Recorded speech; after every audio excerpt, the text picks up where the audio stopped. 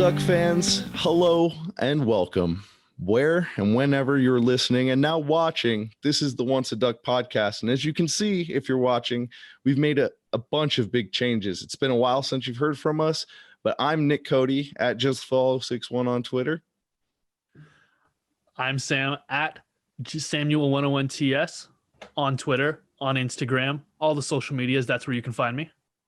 And we're back, for lack of a better word. It's been a long time. We'd been planning since March for our next episode, and a ton of things have fallen through. As we all know, 2020 has been a crazy year, but we're looking at it from a very optimistic perspective for our show because it's given us a lot of time to get things together, plan out not just our format moving forward, but also our tremendous backgrounds. As you can see, our fans who've been very loyal and reached out, giving us a ton of not just ideas and suggestions for the show, but even this dope poster right here from at Top Dog 420. Got to thank you for that.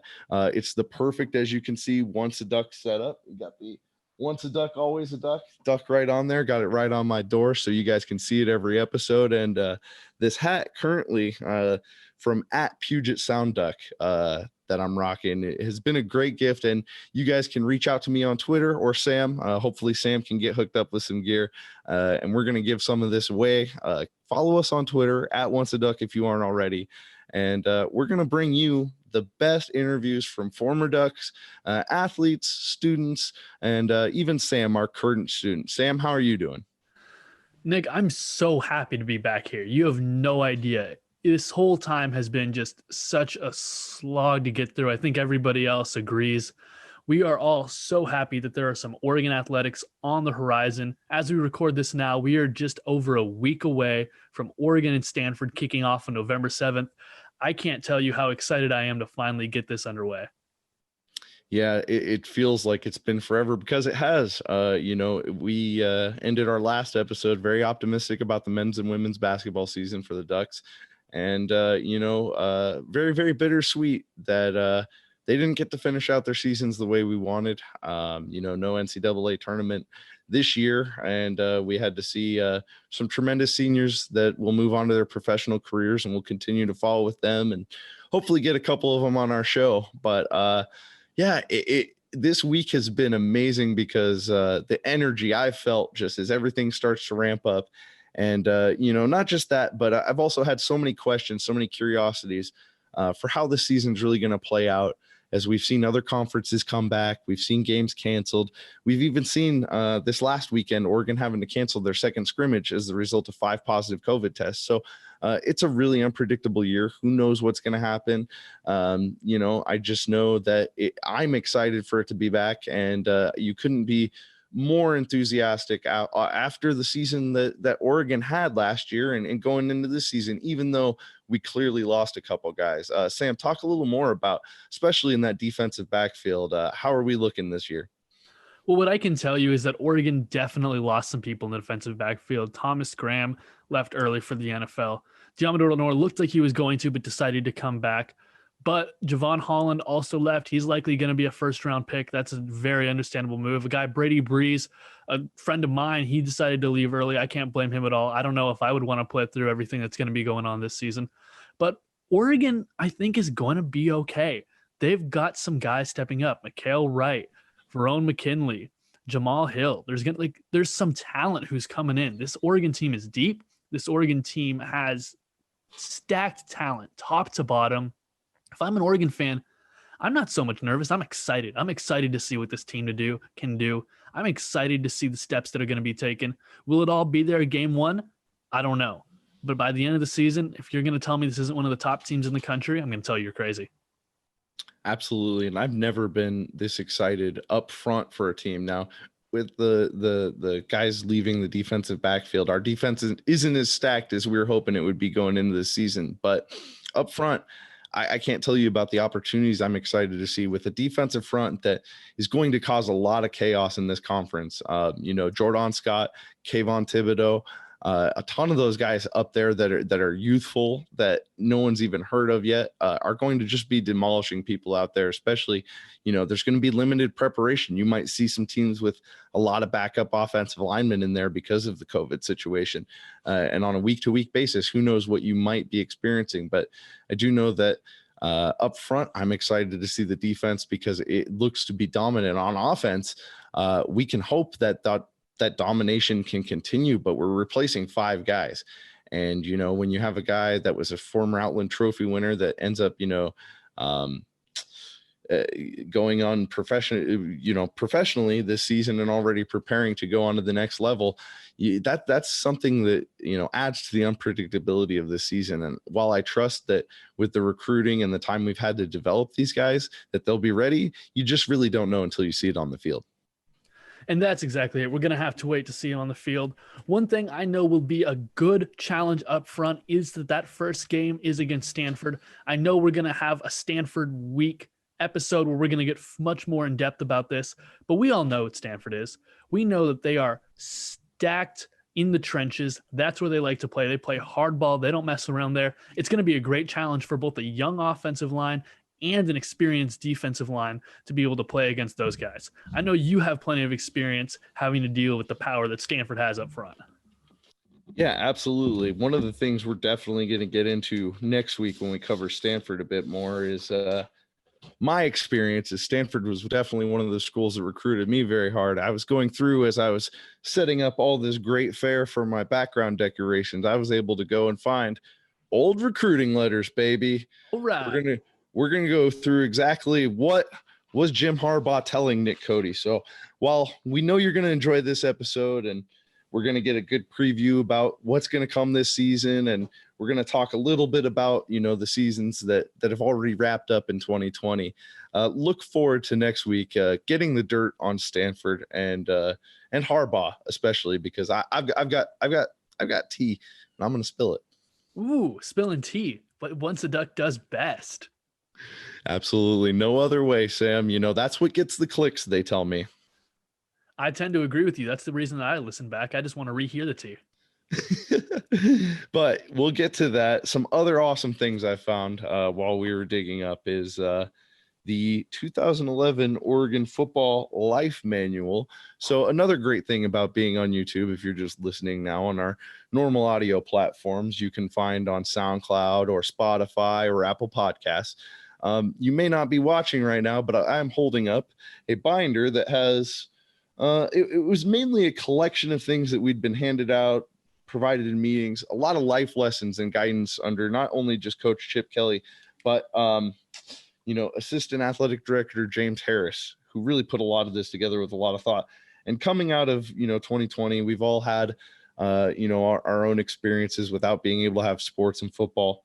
But I just wanted to share this quote about attitude moving forward for not just the podcast, but all our Duck fans and sports fans in general. We cannot change our past. We cannot change the fact that people act in a certain way. We cannot change the inevitable. The only thing we can do is play on the one string we have, and that is our attitude, from Charles R. Swindle. And I thought that was really important just after pulling it out here with Sam pre-show to share, because, the vibes of our programming going forward are going to be a lot more free-flowing. We're not going to try and confine episodes to 1 hour. We're going to have a lot of content out there. You guys are going to be able to view our great interviews individually if you don't want to see us just talking back and forth. But if you do, it's going to be here for you. And I can't wait to be able to provide people with that. We're going to have some really fun interviews this year. We've already got a couple scheduled that I think are going to be just awesome. Really good time for the fans to listen to. But besides that, we're going to be talking football. We're going to be talking basketball. When the time comes, we're going to be talking track and softball and baseball. We're going to have a lot for y'all this year. And I think I'm really excited to be able to bring it to the forefront. Yeah, we also might have to bring back the Once a Duck happy hour once in a while. Once this sober October is ended and football season for the Pac12 begins. But in the meantime, we do know that there are people out there that have missed us, have been asking us where episodes are. And, we just want to say we're excited to be back, and we hope to be able to bring you guys content every week this season. Now, Nick, on that note, talking about this season, what I have pulled up in front of me right now is Oregon's 6-game schedule for the coming season. I was hoping we could go through it a little bit. I could get some of your much more thought out and thought through opinions than I know I'll be able to have. You know a lot of these teams. You played against, I believe, all of these teams at one time or another. And so I just kind of want to go through this a bit game by game and kind of get some ideas from you. Of course, we're going to go further in depth with all of these games when the time comes. But since this is a season preview episode, I figured we may as well preview the season. Absolutely. Why not? Let's go for it. November 7th, 4:30, ABC. Yes, that means Chris and Kirk are going to be in town, even though there's not going to be anybody else in that stadium besides some cardboard cutouts.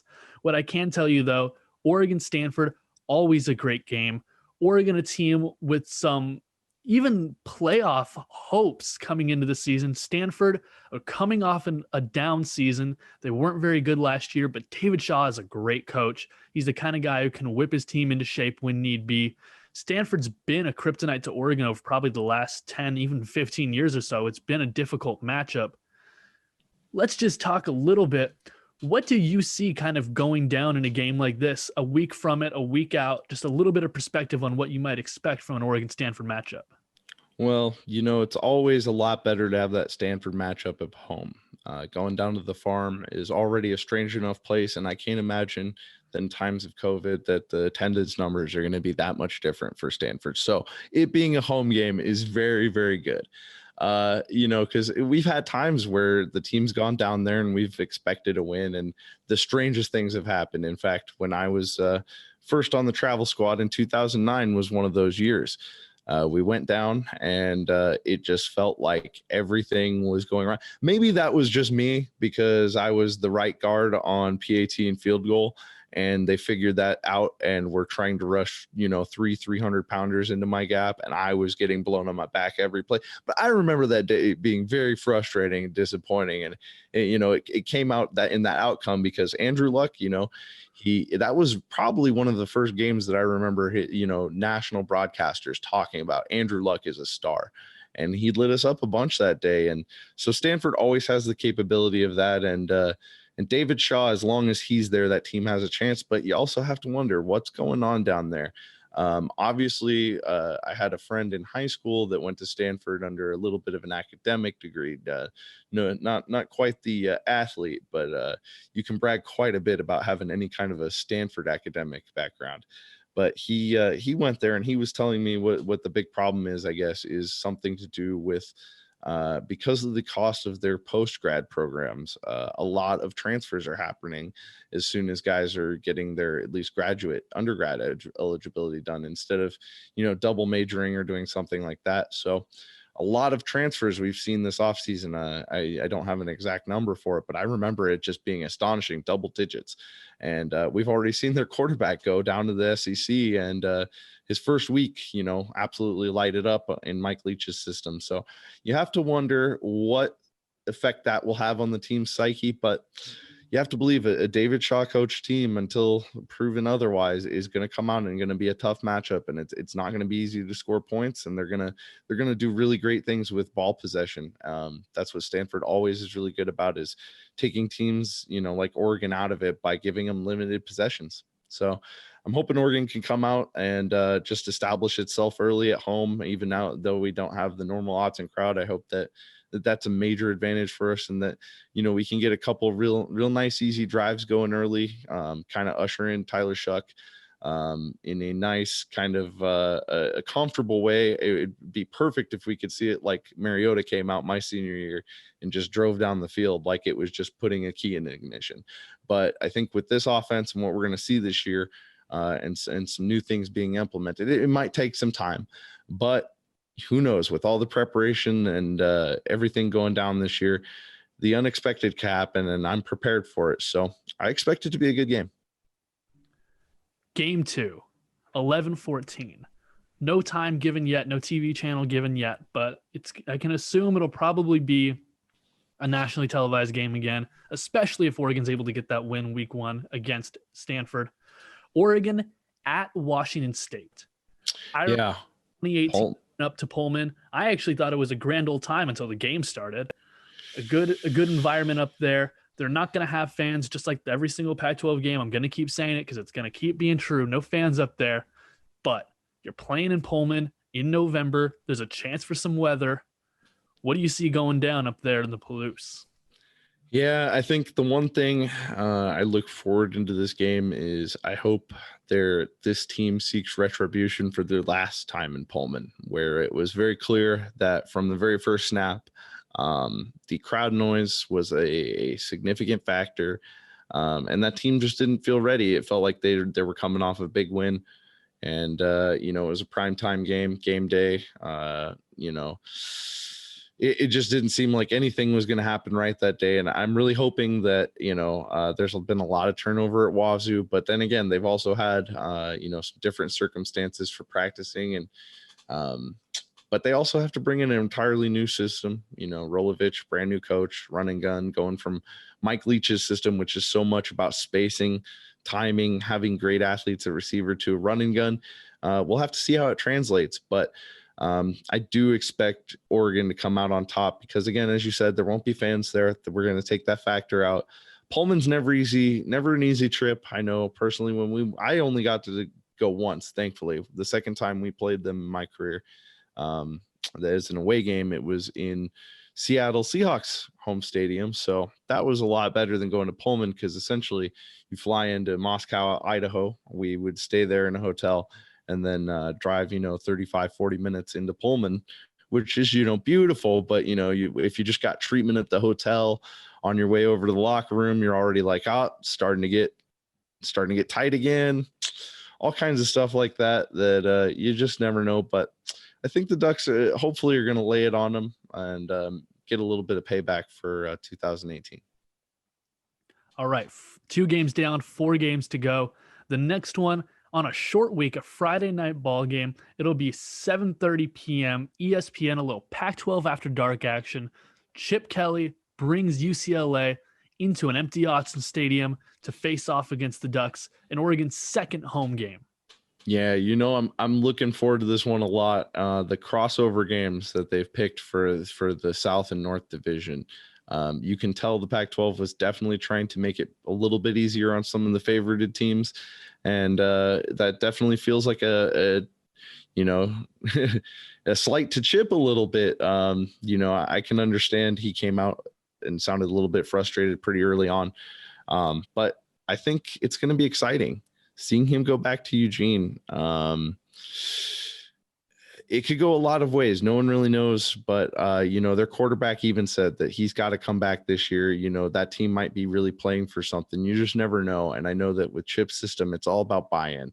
And that's the big thing from UCLA. Did they buy in this year or not? And traditionally UCLA, just their players, their guys that they've brought through, it just hasn't worked out like that. And we'll see. I expect Oregon to, again, with the home field advantage and just kind of a bit more consistency and players that we know and have seen versus UCLA, who it feels, they're constantly kind of trying to, aside from the quarterback position, it feels like moving in a lot of new players. You see there with the Chargers and Herbert, you can see Josh Kelly's doing really well in the NFL now. And you just wonder how UCLA is going to be able to play this year, especially with everything going on in LA. Another Friday night game the day after Thanksgiving, Oregon versus Oregon State. Do we have a new name for the rivalry yet? Not quite yet. Until then, I'm going to call it the Platypus Bowl just because it's a whole lot of fun. Oregon versus Oregon State, a Beaver team on the rise. Coach Jonathan Smith has done a good job over the last couple of seasons. They've got one of the best edge rushers in the conference. What do you predict for this Oregon-Oregon State rivalry game? Another Beaver fail along the Oregon Trail is what I predict this year, Sam. We went into last year's game giving a preview, and I go back and I listen to that episode. I'm like, ooh, we expected a lot more out of the Beavers. It was a cold game, but it was pretty sloppy. No excuses, but I don't see. I've heard a lot of people that talk about, Oregon State does have same offensive coordinator, same offense, quarterback that they started in last year's rivalry game, last year's Platypus Bowl game, if I may. But I just don't think necessarily they're going to get it done this year. I don't think that at least against the Ducks, I think the shortened schedule and that, being able to have the unpredictability of this season, I think they might end up with 3 or 4 wins this season. But I think against the Ducks, they're just the talent outmatched. I'd love for it to be a good game. I wish we could go back to the game again this year, but yeah, I'm definitely going to be taking the Ducks in that one as a favorite too. The next game on the schedule, the second of 2 back-to-back road games, Oregon travels to Cal. Cal is a really interesting team because under Coach Wilcox, their defense has improved tenfold. They are a stout defensive team with an offense that can get it done when they need to. The last time these two teams played last season, it was a low-scoring, grinded-out type of ball game. Oregon plays probably the second and third best teams in the Pac-12 North, given that Oregon is the first in our opinion, in the last 2 weeks of the season. Oregon versus Cal down in the Bay. What do you see? Well, I think I have to be careful, tread lightly here. I have some friends and coworkers that are Cal grads, and I try to be real nice to Cal. And going down to the Bay is tough. I think Oregon in this is going to be one of their biggest road tests this season. But I think one of the biggest keys is going to be how much pressure can they get on Chase Garbers and how healthy is he? Because I believe, unless I'm mistaken, every game he's started and finished in, he's won. So I think the key to going down to Cal is, that offensive production is always going to be iffy. There's always seems to be something that goes weird, a turnover, an injury.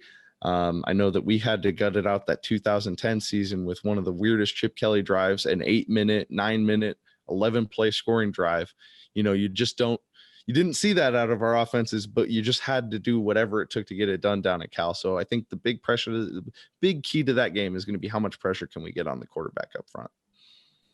And finally, another rivalry game, this one to be played at Autzen Stadium, a game that we both went to last year, Oregon versus Washington. There's not much more I can say about this. We will know who the Ducks are by then. We will know who the Huskies are by then.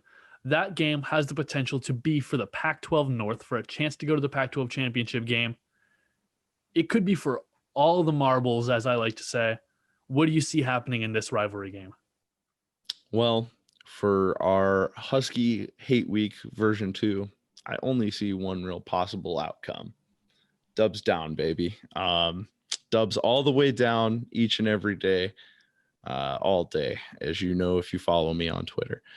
I think that I was at the basketball game where Jimmy Lake said that UW will continue West Coast dominance. And I remember just looking around and hearing people clap for that and thinking these people really don't understand that the last 2 years, Oregon's really gotten everything they could take from UW. You've even seen them lay down and try and play tricky in their own end zone on kickoffs, trying to be sneaky, because that's just how much, I would like to say it's respect, but it's kind of just at this point envy. UW really, really tends to envy Oregon. And the funny thing for me is you definitely see there a lot of chatter this year, but I don't see necessarily where it comes from, because if you're not returning your quarterback, you have a brand new head coach, and you weren't able to see the spring game that you were going to have the highest attendance in the Pac-12 on accordingly. I just don't know what faith you have. But the other thing going into this game is who knows where we're at that point in the season in terms of health and, people that are eligible. And, that is, even though it's a shortened season, who knows what could possibly happen by then. And maybe, they have a lot of players that are stepping up at that time, and anything can happen on the football field. But I've heard a lot of confidence up here at the Seattle Once a Duck studio from some Husky fans around here. And I don't get where it comes from unless it's specifically towards the Apple Cup. Nick, we just ran through the entire 6-game schedule. Before we go to our first interview of the season, what do you think that final record will look like? Well, I think we're going to go and win each and every one of these games. And I would really like us to see USC or ASU come playoff. Well, not playoff time, but, this will be our playoff. The Pac-12 needs to look at it this way because, from the buzz going on this season, who knows how the bowl games or how any of the playoff games are going to work out. So really the mantra of a one game season each week, it's never been more perfect for a season than this season. Literally, the Ducks have to go out if they want to even have a chance to think about the playoffs, which they learned last year. If you spend too much time thinking about, you can miss sight of your goal that week. If they play every game like a 1 week championship, they might have a chance, but they literally have to go and not just win games that they should be favored in, but they've got to do it impressively. And that's another thing about being favored. It's hard. If you win a game by 1 point, there are guys that are going to hate, in the media that are going to hold it against you. There are people that have that national media perspective that don't know these teams, that just see that record and that score, and they may not have even caught the whole game. So those are the things that worry me. But I see at the end of this season, I do see the Ducks claiming a Pac-12 championship. Maybe that's my bias. Maybe that's the show's bias. And maybe that's me not wanting to upset our audience. But, I just think with everything we've heard and from the inside with our limited access, it seems like the Ducks are going to be as ready as any team. And that's one of the only concerns I really had going into the shortened season. Well, folks, that is our Oregon football season preview. Coming up, we've got a treat for you guys. Nick, tell them what we got coming up interview-wise. Joining us for our first guest since we've been on a long hiatus, we really wanted someone that wasn't only a former Duck with tons of Duck experience, but also someone that I have a little bit of interview experience. In fact, 9 years ago, when you were working at the Register Guard, Rob Moseley, editor-in-chief of GoDucks.com, you were still on the handle at Duck Football on Twitter, and I reached out and I asked you, hey, I'm going through a journalism class all about interviewing. We need great interviews. And I thought no one better, because just our little experiences after football practices, I thought this guy is a great interviewer. He has so much experience as not just a Duck, but a sports fan in general. And I loved your perspective on things. Rob, how did you get to where you are now since that moment? Well, 2013 was the year I made the jump to U of O. The newspaper business, I kind of saw the writing on the wall for just how things were trending nationally.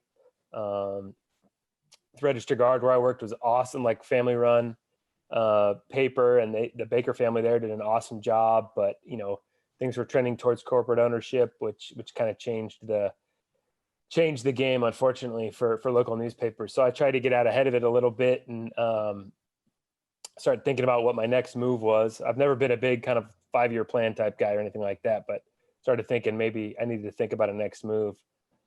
And then the other major decision point was kind of the stratification of voices online, where you kind of Deadspin was just catching on, and Deadspin was all about having fun at people's expenses, kind of digging up scandals, trolling, things like that. And it was entertaining. I loved reading Deadspin, but it wasn't the kind of, news guy I wanted to be.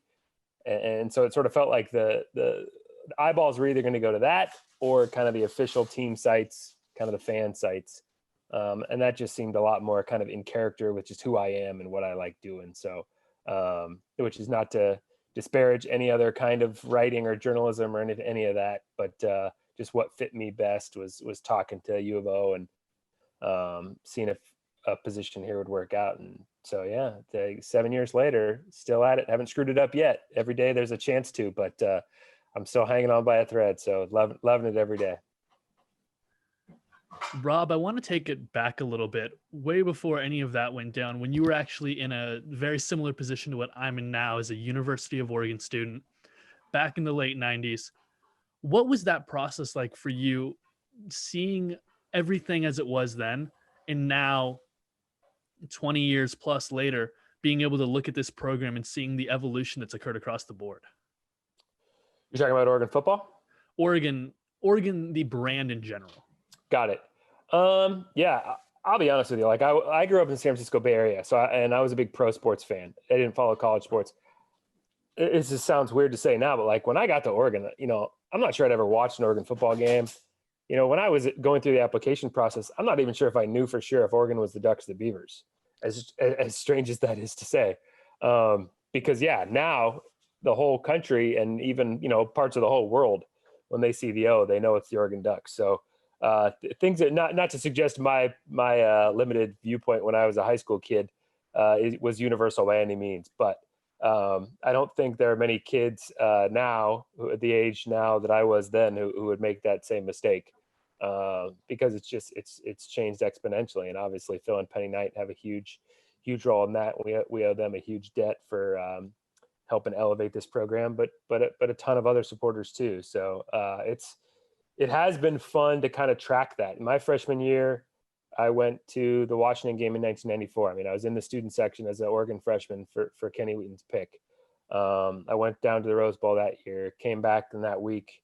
Oregon men's basketball hands UCLA its only loss of the year, their national championship season. I mean, and so I wasn't there for Chris Miller and Bill Musgrave. I wasn't there for the Jerry Fry years, but I sort of feel like in some regards, I was there kind of on the ground floor for kind of when this really happened for Oregon. Because the 95 season was that Cotton Bowl season, that the famous year when Oregon goes to a back-to-back New Year's Day games, loses again.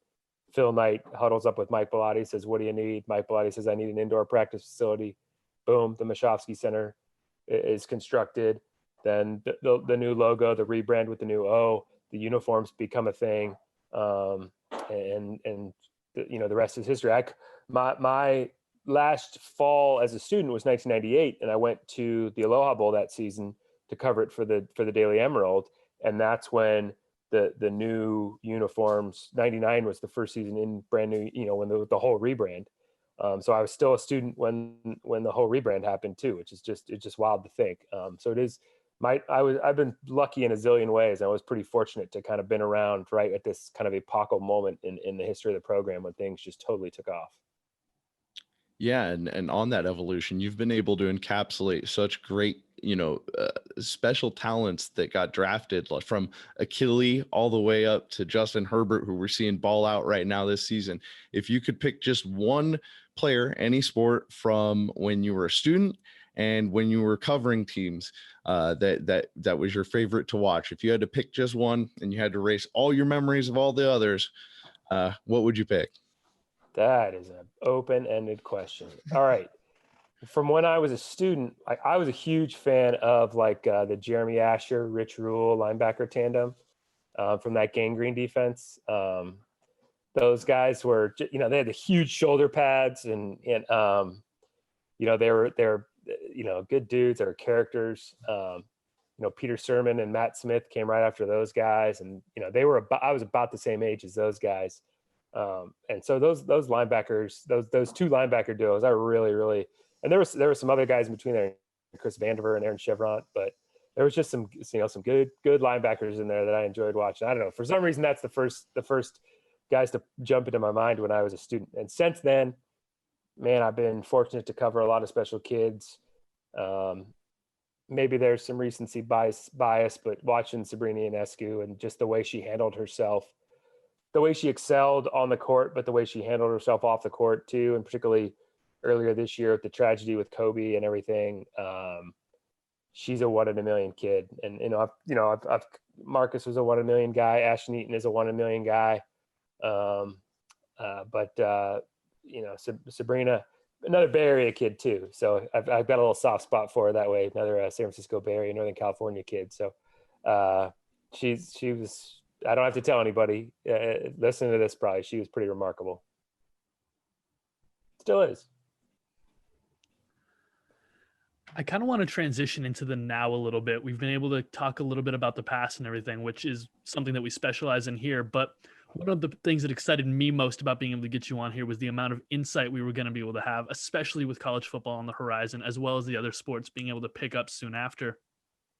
I want to talk about this era of Oregon football that we're in, something like the Mario Cristobal era, if you would.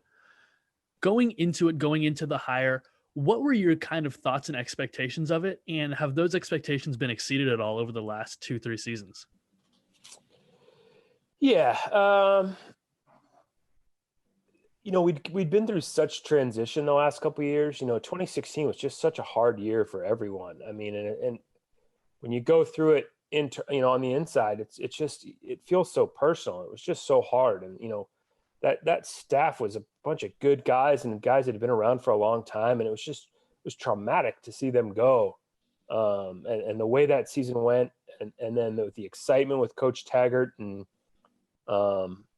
he really did a kind of accomplish part of his mission, which was to kind of get us punched in the face and turned around and kind of, stop believing our own headlines a little bit, for lack of a better term. Ironically, it's ironic for me to say something like that, use a metaphor like that, and then for him to leave, it was just such turmoil. And the guys who are in the program, they're at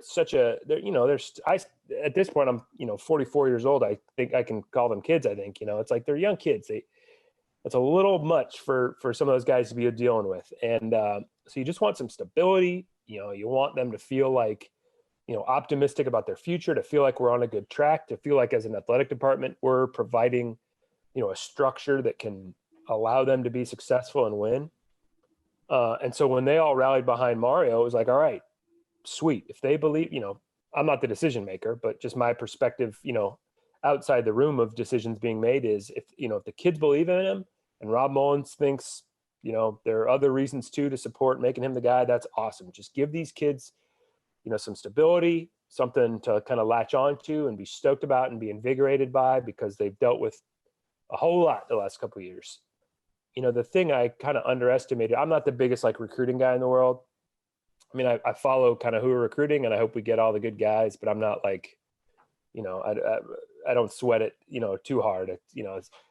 I think, Nick, you saw internally every year, a bunch of guys come in, and, a few guys who are supposed to be stars don't end up being stars. And a few guys that nobody ever really heard of in recruiting end up, being great players. So, I've kind of learned through experience only to kind of put so much stock into recruiting. So but I think I'm learning now just what it means to have someone who recruits at the level Mario does. I think I underestimated the impact, just what it meant to get somebody who recruits at the level he does. Cause he's so relentless. I mean, it's on his mind all the time. He's everything that happens every minute of the day, he views to some extent through the prism of recruiting. And it's just amazing. I mean, Coach Moorhead was doing an interview recently where someone asked him kind of what's different about this program and the way it recruits. And he said it's to have the head coach that's as engaged as Mario Cristobal is just different than anywhere else. And it's just, he's the driver. He sets the tempo, and you either run at his pace or you fall behind and get left behind. And it's just, so I knew he was considered this elite recruiter, and I was like, okay, that's great. We'll get some dudes. Cool. But to see it up close, and then to see, the dividends, and to see just what, that kind of talent looks like on a day in, day out basis at practice and in games, it's really something. It really is. Yeah, and on that same note, back when we had our interview, it was in the O-line room, and it was a real good representation of our O-line at the time. A nice paint job on it, maybe a 3 or 4 star setup, a couple cups laying out, not looking too nice, not anybody's priority or showing anything off in recruiting, but we got the job done. You look at our offensive line now, and even just talking to Coach Cristobal myself, the one time I have, and he's already talking about, hey, you should come out and see these guys hit in practice. He's already talking about these guys going through the pre-practice drills. What do you see on the inside as that mentality change that really an O-lineman brings to a program like Oregon? Yeah, I think, and I do want to give a nod again to Coach Taggart. I think, kind of the toughness, just day to day, that being reinforced. We have to be tougher, and we have to be blue collar. And we're not just, we're not what everybody thinks Oregon is, where we're just glitz and glamour, and we're all finesse, and we're not power. I mean, Coach Taggart really does deserve a lot of credit for kind of helping kind of rebrand things internally this is what we're going to be known as. We're going to be known as physical and in your face and tough, and not kind of the worst cliches about what Oregon is about. But Mario absolutely embodies that, every single day. I mean, he is the intensity he brings. You compare it to like a Coach Bellotti, who was just the cool customer, maybe fitting that he was like the Ducks coach, that image of the duck that, is paddling frantically beneath the surface, but above the water just looked calm and cool and collected. I mean, that was Coach Bellotti. He just oozed kind of cool.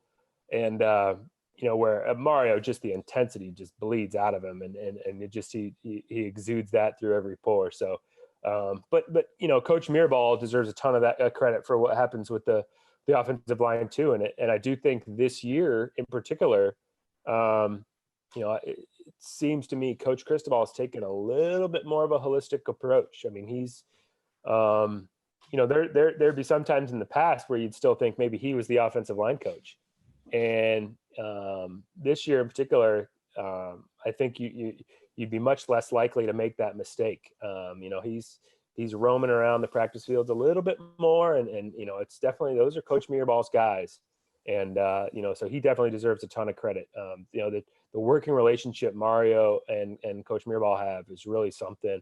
They obviously go back decades to high school and everything, and it's you can see it on display every day. It's impressive, and it pays dividends. So we've talked a lot about the building of this team, how this team's kind of come together over the last couple of seasons. I want to start to get specific about this 2020 season. It's going to be a season kind of unlike anybody's ever seen before. Only 6 games. It's going to be a compact schedule. It's starting late. It's in unprecedented circumstances. What about how this team is built do you think will benefit them going into such an unusual season? Well, I mean, I think you want to have the older guys are, the more experienced guys are, kind of the more they've been through, the more they can weather. And so when you have a Jordan Scott and an Austin Fallu and Isaac Slade Matautia that have played a ton of football, Nick Pickett on the back end, Diamador Lenore on the back end. There's some veteran guys on the other side too, and Hunter Campmoyer and Johnny Johnson and CJ Verdell. To some extent, nobody knows exactly what we're getting into right now. But, if you've got some veteran guys to lean on, you'd assume they can kind of roll with the punches a little bit. And so I think it does help to have guys like that around. But it also helps to just be really, really, really good. And, Kayvon Thibodeau doesn't have the experience those other guys have, but he's really, really, really good. Mace Funa is that guy. It sure looks like, Sewell and Flo, the freshman linebackers, and even LeDuc, can be those guys that have impact. And, on the back end, there's young guys. Ron McKinley, I mean, that guy's as sharp as it comes, just a sophomore. But, I don't think there's going to be a lot that happens in front of him that he sees the offense doing that he doesn't know how to diagnose and try to get the defense set for. So you're not going to be perfectly equipped to handle whatever comes, particularly if, God forbid there's some sort of, a sickness befalls some position room or something like that. And somebody having to scramble and make up, and fill gaps there. I mean, there can be things that happen in these circumstances that no one's properly equipped to deal with. But if you've got quite a bit of experience and you've got a heck of a lot of talent, you feel pretty good about your chances to win games kind of regardless of what else is going on around you. Yeah, and in terms of everything that's going on, I wanted to know, players got to go back home. Things were up in the air for a long time. I was really interested this season in seeing what players took the off-season time and really developed on their own. Who is somebody you're seeing right now that you don't think people are talking about that just came back and just wowed you? Well, now we're a couple weeks into camp. I think, people are starting to hear some of these names, but, I think of Jamal Hill, in the defensive secondary, replacing Javon Holland was going to be a big deal. And Jamal Hill just, he looks like a dude back there, just a playmaker.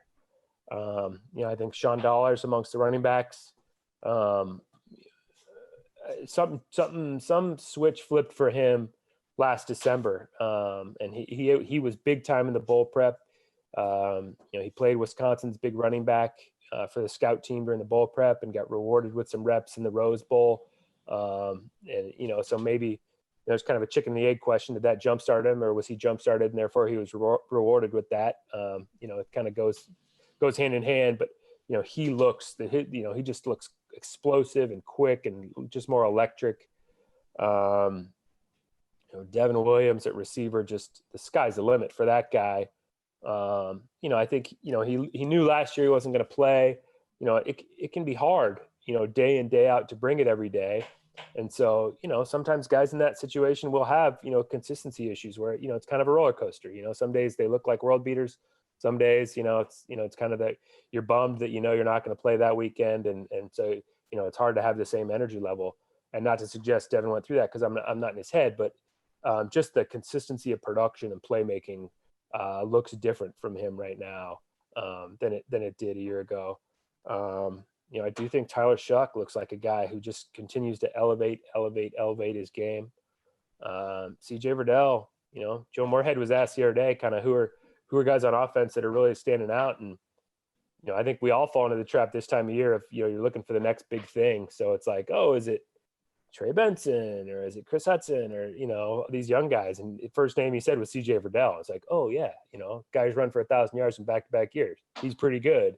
Of course he's going to stand out. That just makes perfect sense. And CJ's ability to, run between the tackles and break tackles and run with a physical presence we all know about, but he just looks like he has an extra gear and just a little bit more wiggle. We kind of saw it, I think, for the first time really against Utah. He really opened people's eyes in the conference championship game last year where, it wasn't just put my head down and go and run over a guy. He's got a little scoot to him too, where he can make a guy miss. And if he's doing that, he's just, I don't think there's many guys probably in the country that are much better. And he looks really good. So I could go on and on and on. It's that time of year. It's a really exciting time of year. And, at this point, you just can't wait to see the guys actually take the field in the game and just see how it plays out against another team. Personally, I see Oregon as kind of faced with a somewhat unique challenge in that not only are they implementing a new offense and a new offensive coordinator, but they have a new quarterback as well as a fully new offensive line. What do you think a reasonable expectation for this offense is for Duck fans moving into the season? Well, I think Coach Moorhead's offense, is really going to be beneficial under those circumstances because it presents it throws a lot of possibilities at a defense. It's really going to keep a defense on its toes with all the RPO stuff he likes to do. I mean, there's just, even if you correctly diagnose, what play is going to be run, there's still 3-4 options that can be thrown at you depending on what the quarterback sees. And I think Tyler's a sharp enough guy to run it. I think Anthony Brown's a sharp enough guy to run it too, if he's called upon too. So, I think that takes pressure off. Hey, we're just going to line it up and run it down your throat. That would put a little bit more pressure on, a young offensive line, for instance, or, not all these guys are young with some transfers but newer faces. It's not going to be quite the same pressure as that, or, hey, we're going to drop back and throw it 70 times. And these guys know they need to pass protect, on every single one of those snaps. There's a lot of pressure because the defense is going to be bringing it. Well, defense can't do that because there's just going to be a lot of different options to throw. So I do think, this is an offense that's going to keep a defense on its toes. And that can help when you're going through some transition like that. You do need your quarterback to be sharp to run this. There's a lot to process, and I think we saw that. You always expect the defense to be ahead of an offense early in the camp, and that was no different this year. But I think part of that could have been that there's a lot to diagnose with this offense when you're from the quarterback, but things have started to click. Week 2 and now into week 3. And I think Tyler looks like and Anthony as well, capable of kind of operating that, running the show there, orchestrating that. And so I think that's hey, this is the time for optimism. That is a reason for optimism, to think that, hey, despite some of the questions you bring up, which are reasonable, this schematically, this offense might be equipped to kind of help ease the pressure on some newer faces. With everything that's gone on in 2020 with COVID-19 and all the big bodies that play football, I've been very interested in watching a lot of the bigger guys slim down and you normally get those guys that gain weight, but I was very intrigued by especially Jordan Scott, a guy like you said that came in with the Taggart era and really helped change how we were playing football in the trenches right up front, and even came out and I would say was a significant reason we won the Husky game in 2018, because it took 5 guys to block him every play. And I just speak to some of the things the team is doing that are a bit different this year in preparations in terms of COVID. And is that one of them consciously that the big guys are thinking about especially? I don't know if those two things are necessarily tied together. I think we're seeing from Coach Cristobal, we saw it particularly with that offensive line class a couple of years ago that Panay was in, and Stephen Jones, and Dawson Yaramillo, who's still around from that group, and a couple other guys. But then the defensive line classes, the Brandon Dorlus, Christian Williams, Keanu Ware-Hudson group last year, and then this year, a fresh crop on the D-line, just massive. It's like recruit massive dudes with huge frames, and maybe, as a product of that, guys who might be carrying some bad weight, and then get them in here, get them on the nutrition program, get them on the strength conditioning program, and over time, year over year, every year, they're going to change. They're going to change their body. So I just think, I don't know how much of a function of how crazy this year particularly is. I just feel like that seems to be, whether it's a sort of stated intention or not, it seems to be kind of the process now. Just get giant dudes for the trenches, be willing to take a little bit of bad weight, knowing that if it's a big frame and an athletic guy, you can reshape him. With a guy like Jordan, it's been a year over year process. And, Popo Amavai is another guy who his body looks totally different. And he's, when you've got a guy who's still that massive, 290 or whatever, but yet feels quicker and feels light on his feet, that's a problem up front. We saw Popo, kind of the light went on for him kind of in the middle of last year. And I think he's going to be a really good player on the D-line this year. So, and again, same idea, just came in, was a first day he walks into practice, you're like, oh my God, that guy looks different than the normal freshman. Not necessarily in a good way, but then 2 years later, he looks like just a dude, and that just seems like kind of how we do business now. Rob, we want to let you go sooner than later because we know your night's still not going to be done even when we're done talking to you here. The last question I'm going to ask you is a question I like to try to ask everybody, and it's just because I'm a nerd about the subject. I have to get into it. I always want to. What was the one time where you saw Oregon come out of that locker room and whatever it was they were wearing head to toe, you just went, wow, okay, this one is unbelievable. This one's outstanding. This uniform set is next level. Probably the Duck uniforms against Colorado. I loved those. I'm not a big uniform guy. We put out the photos, Thursday or Friday, whatever. And I'm usually like, all right, that looks cool.